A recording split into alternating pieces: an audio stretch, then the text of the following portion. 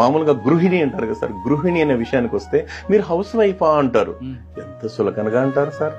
అదే house wife అనే విషయానికి వచ్చినప్పుడు ఆ మహాతల్లి ఉదయం నిద్ర లేచింది మొదలుకొని సార్, అంటే సూర్యుడు ఉదయించక ముందే నిద్ర లేచి ఆ తర్వాత ఆ ఇంటి పనులన్నీ చక్కదిద్దుకుని తను తింటుందో తినలేదో బిడ్డలు క్యారియర్ కట్టేయడం, వాళ్ళకి మంచిర్లు చూడడం, స్కూల్కి పంపడం, మళ్ళీ ఇంటి పనులు చూసుకోవడం, మళ్ళీ మధ్యాహ్నం భోజన కార్యక్రమం, ఆ తర్వాత భర్త ఇంటికి వస్తే భోజనం పెట్టడం, మళ్ళీ సాయంత్రం మళ్ళీ పిల్లలు ఇంటికి చూసుకోవడం, మళ్ళీ ఈ ఇంట్లో ఉంటాయి కదా సార్ ఇంటి పనులు, ఇంటిల్లి పాది పనులు అంటే ఒకటేని కాదు సార్.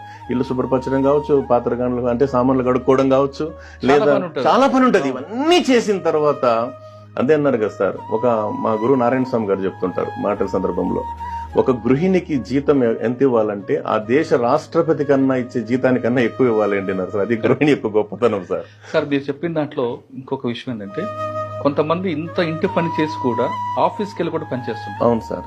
మీరు గృహిణి అన్నారు